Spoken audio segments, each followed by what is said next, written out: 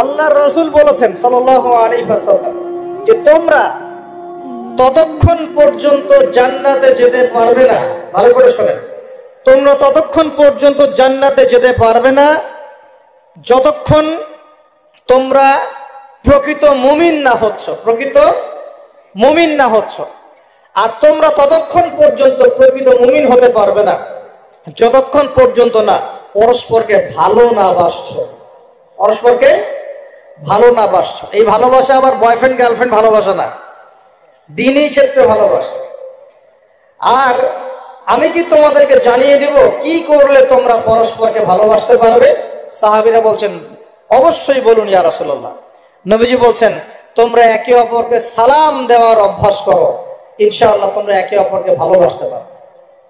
যারা একে অপরের সাথে হিংসা বিদ্বেষ পোষণ করে, এখন বলেন দেখি হিংসা বিদ্বেষ পোষণ করেন এমন মানুষ আছে এখন? বলেন দেখি। রাজনৈতিক অঙ্গনে একজন আরেকজনের সাথে হিংসা করছে কিনা? সামাজিক নেতৃত্ব নিয়ে একজন আরেকজনের সাথে হিংসা করছে কিনা? পরিবারের মধ্যেও একজন আরেকজনের সাথে হিংসা করছে কিনা? ভাই ভাই একজন আরেকজনের সাথে হিংসা করছে কিনা? আলেম একজন আরেকজনের সাথে হিংসা করছে কিনা? করছে না? বক্তা একজন আরেকজনের সাথে হিংসা করে কিনা? ধর্ম থেকে শুরু করে বিশ্ব রাজনীতি পর্যন্ত হিংসার দাবানলে এখন পুরো বিশ্বের মানুষ জ্বলে পড়ে শেষ হয়ে যাচ্ছে, হচ্ছে না? মহিলা হিংসা করে কিনা? সতীনে হিংসা করে কিনা? সতীন বোঝেন কিনা?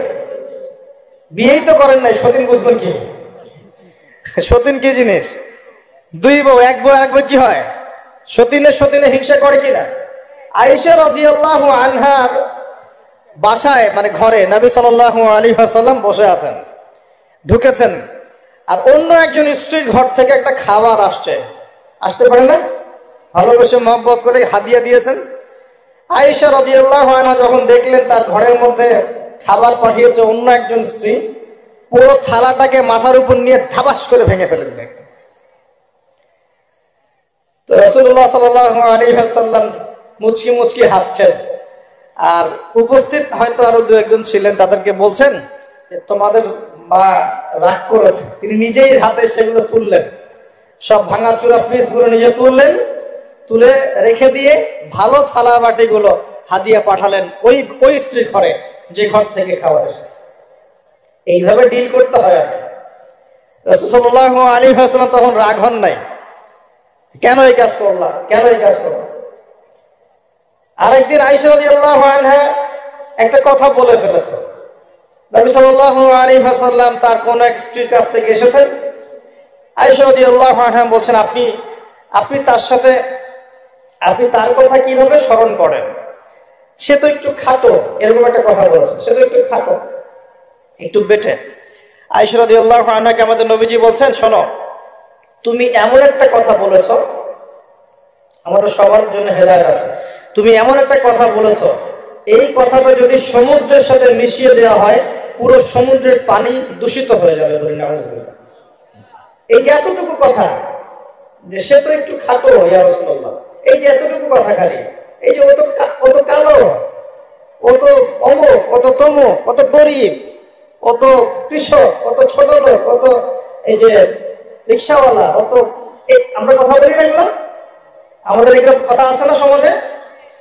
এগুলো বলার সাথে সাথেই এটা এমন পাপ হয়ে যায়, সাগরের মধ্যে এই পাপ মিশিয়ে দিলে সাগরের পানি নষ্ট হয়ে যাবে। এরকম হিংসা বিদ্বেষ মনে থাকলে তাসকিয়া পাওয়া যায় না। তাসকিয়া মানে আত্মশুদ্ধি। তো এখানে এটা স্বভাব সুলভ মানুষের মধ্যে এসে যায়, আসে কিনা? আসে না? এই সবে লাইলাতুন নিসফু মিনা শাবানের হাদিসগুলোর মধ্যে একটা হাদিসে আসছে, সনদের কথা আমি বলছি না, আমি প্রসঙ্গটা বলছি, যে আয়েশা রাদিয়াল্লাহু আনহা বলছেন আমি ঘুম থেকে উঠে দেখি রাসূল সাল্লাল্লাহু আলাইহি ওয়াসাল্লাম নামাজ পড়ছেন। কি পড়ছেন? নামাজ, তার ঘরে নামাজ পড়ছেন।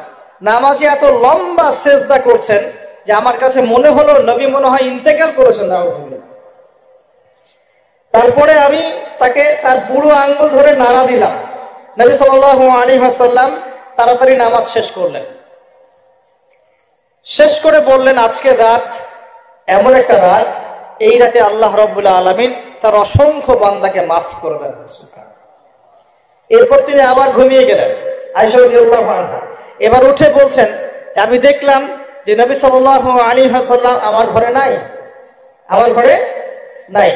তখন তিনি বলছেন আমার মনের মধ্যে তখন ওই ফিলিংস আসলো যেটা মেয়েদের মধ্যে স্বভাব স্বরূপ চলে আসে।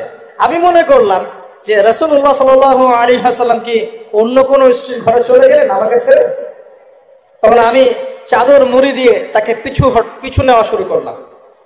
পিছে পিছে গিয়ে দেখলাম রাসূল সাল্লাল্লাহু আলাইহি ওয়াসাল্লাম ওই জান্নাতুল বাকি বলি না আমরা, বাকিয়ে গারকাত, মদিনায় মসজিদ নববীর পাশে কবরস্থান আছে না, ওই কবরস্থানে নবী সাল্লাল্লাহু আলাইহি ওয়াসাল্লাম দাঁড়িয়ে মাইয়িতের জন্য দোয়া করছেন। সুবহানাল্লাহ। আয়েশা রাদিয়াল্লাহু আনহা গিয়ে দাঁড়ালেন। নবীজি বললেন তুমি কি মনে করেছো আমি তোমার সাথে প্রতারণা করছি, আমি তোমার হক নষ্ট করব? বরং আজকের রাতে আল্লাহ রাব্বুল আলামিন অগণিত মানুষকে মাফ করে দেন বলে। সুবহানাল্লাহ। এই হাদিসগুলো এসেছে শবে বরাত প্রসঙ্গে। এখানেও দেখেন আয়েশা রাদিয়াল্লাহু আনহা কিন্তু একটু জেলাসি ফিল করেছেন যে আমার ঘর থেকে আবার অন্য স্ত্রী ঘরে চলে গেল কিনা। এগুলো স্বভাব সুলভ, এগুলো আসতে পারে, এগুলো মানুষের মধ্যে কি আসতে পারে, কিন্তু বিদ্বেষ পোষণ করে একে অপরের ক্ষতি করে দেওয়া, এই কাজগুলো যারা করবে আল্লাহ পাক এই রাত্রে ওদেরকে মাফ করবে না। এখন আমাদের জন্য আগে নসিহত দুইটা। এই রাত্রের ফজিলত পেতে হলে নসিহত আগে দুইটা। এক, আমাদের আকীদা আমলে কোনো শিরক থাকা যাবে না, বলি আমিন। আল্লাহ কবুল করুন। আমাদের আকীদা এবং আমলে কোনো প্রকার শিরক রাখা যাবে না। দুই, আমরা মনের মধ্যে কোনো ভাইয়ের প্রতি হিংসা বিদ্বেষ রাখবো না। রাখবো ইনশাআল্লাহ? রাখবো না। আমরা কোনো ভাইয়ের প্রতি হিংসা বিদ্বেষ পোষণ করবো না ইনশাআল্লাহ। একটা হাদিস বললেই আপনি বুঝে ফেলবেন, তারপর আমি সামনে যাচ্ছি, এরপর আমি আস্তে আস্তে ফিনিশিং দেবো ইনশাআল্লাহ। আল্লাহর রাসূল বলেছেন সাল্লাল্লাহু আলাইহি ওয়াসাল্লাম, তিনি বলেছেন যে তোমরা ততক্ষণ পর্যন্ত জান্নাতে যেতে পারবে না, ভালো করে শোনেন, তোমরা ততক্ষণ পর্যন্ত জান্নাতে যেতে পারবে না যতক্ষণ তোমরা প্রকৃত মুমিন না হচ্ছ, প্রকৃত মুমিন না হচ্ছ।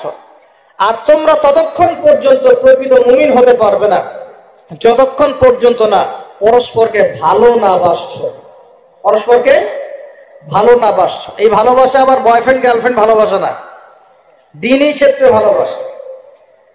আর আমি কি তোমাদেরকে জানিয়ে দেব কি করলে তোমরা পরস্পরকে ভালোবাসতে পারবে? সাহাবীরা বলছেন অবশ্যই বলুন ইয়া রাসূলুল্লাহ। নবীজি বলছেন তোমরা একে অপরকে সালাম দেওয়ার অভ্যাস করো, ইনশাআল্লাহ তোমরা একে অপরকে ভালোবাসতে পারো। ইসলামের সৌন্দর্য দুটা, কয়টা ভাই? বেশি বেশি মানুষকে সালাম দেয়া এবং মানুষকে খাবার খাওয়ানো। কি খাওয়ানো? আর একটা মনে রাখবেন, কিয়ামতের আগে আগে মানুষ বাছাইকৃত মানুষকে সালাম দিবে, সবাইকে সালাম দিবে। চলছে কিনা সমাজে? কিয়ামত দূরে না কাছে? এটা আজকে আলোচনার টপিক না, নাহলে আমি বলতাম যে কতগুলো আলামত আপনি দেখতে পাবেন।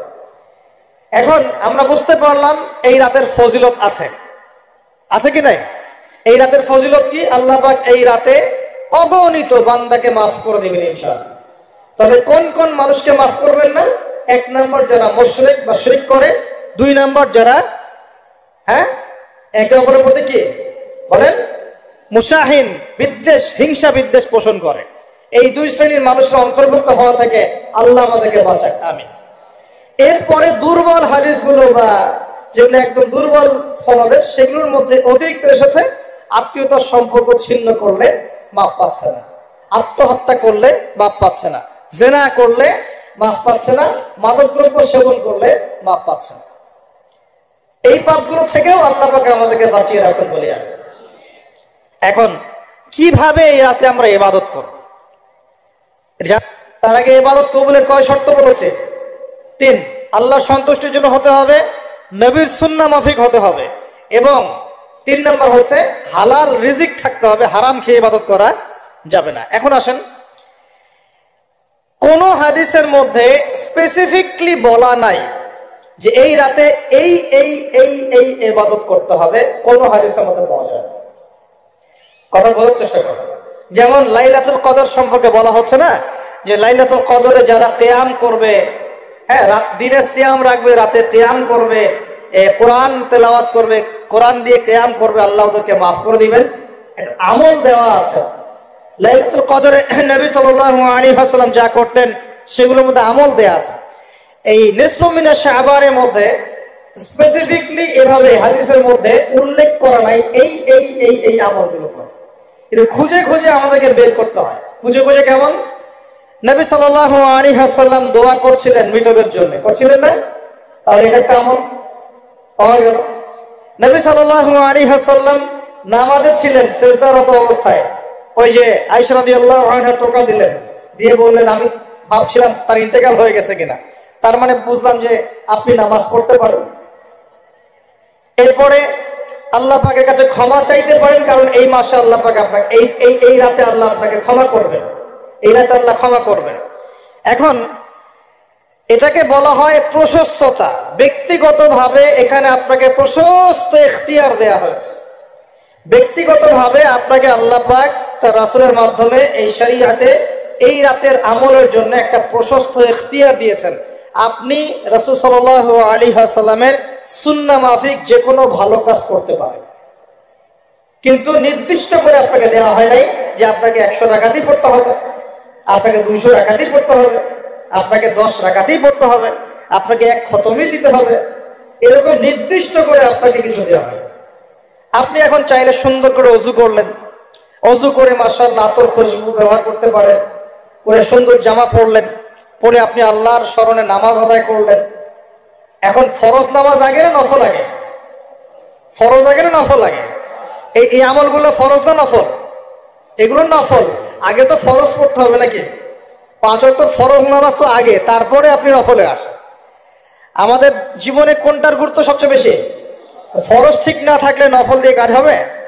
তো ফরজ ঠিক করার পরে আপনি এখন অতিরিক্ত আমল করার চেষ্টা করছেন, সুন্দর কাপড় চোপড় পরেছেন, আপনি মাশাআল্লাহ পাক পবিত্র হয়েছেন, আতর খুশবু ব্যবহার করেছেন, আপনি নীরবে নিভৃত আল্লাহকে ডাকছেন নামাজের মধ্য দিয়ে, লম্বা করে সুন্দর করে নামাজ পড়ছেন, আপনি একটু কোরআন তেলাওয়াত করছেন, আলহামদুলিল্লাহ।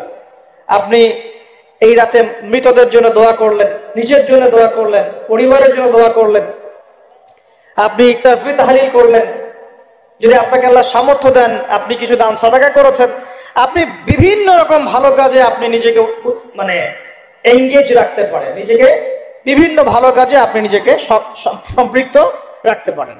এইভাবে আপনি রাতটাকে একটা উৎসাহে পার করতে পারেন। কিন্তু আমরা যে ঘটা করে অনেকগুলো কাজ করি না, ঘটা করে হালুয়া রুটি সামাই টামাই এই সেই আলোকসজ্জা অমুক তমুক দল বেঁধে কবরস্থান, এই আমলগুলো নবী এবং সাহাবীদের থেকে প্রমাণ হয়। আমি বুঝতে পারছি আমল করতে আপনাকে নিষেধ করা হয় নাই, কিন্তু বাড়াবাড়ি করবেন না, ছাড়াছাড়ি করবেন, মধ্যমপন্থী থাকেন। ব্যক্তিগতভাবে আপনি আপনার মতো করে আমল করতে পারেন, আপনাকে ইখতিয়ার প্রশস্ততা দেওয়া হয়েছে। আপনি একটু নামাজ পড়েন, একটু তেলাওয়াত করেন, একটু জিকির করেন, দোয়া করেন, আপনি আল্লাহর কাছে চেয়ে নেন। আরেকটা হাদিস আছে, এই রাতে আল্লাহ রাব্বুল আলামিন প্রথম আসমানে নেমে আসেন। সুবহানাল্লাহ। আল্লাহ পাক কেমন করে নেমে আসেন এটা আমাদের ব্যাখ্যার বাইরে, আর এটা সত্তাগত ভাবে না, আল্লাহ পাকের রহমান নেমে আসে। আল্লাহ পাক আহ্বান করতে থাকেন, কে আছে আমার কাছে কিছু চাইবে আমি তাকে দিব, কে আছো আমার কাছে ক্ষমা চাইবে আমি মাফ করে দিব, কে আছো আমাকে ডাকবে আমি তার ডাকে সাড়া দিব। সুবহানাল্লাহ। আল্লাহ পাক এই পুরো রাত বলতে থাকে। আরেকটা কথা মনে রাখবেন, এভাবে কিন্তু আল্লাহ পাক প্রত্যেক রাতেই বলতে থাকেন, শুধু এই একটা রাতেই নয়, প্রত্যেক রাতেই আল্লাহ পাক বলতে থাকেন। কিন্তু এই রাতে স্পেশালি আল্লাহ পাক অগণিত মানুষকে মাফ করে দিবেন ইনশাআল্লাহ।